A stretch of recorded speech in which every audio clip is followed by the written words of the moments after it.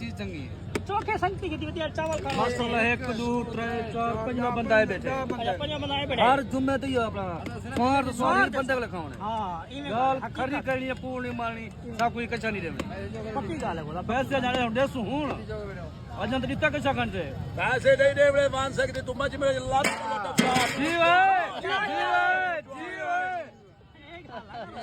तू पैसा ना दे हिना दा वान तू ही ना दे हिना दे क्या खाने के बाद ही ले मैं मेरी संगत है कि अल्लाह दा शुक्र जामपुर दी गाल ना गाल मैं हूं तो दिल दी गाल दिल दी गाल तेरे को ना तेरे चावल खावा अल्लाह दा शुक्र है अल्लाह दा हां भाई अल्लाह मेरे सफर का देसी है और भी है कोई अब भी देसी चला तो खटी पे यहां पे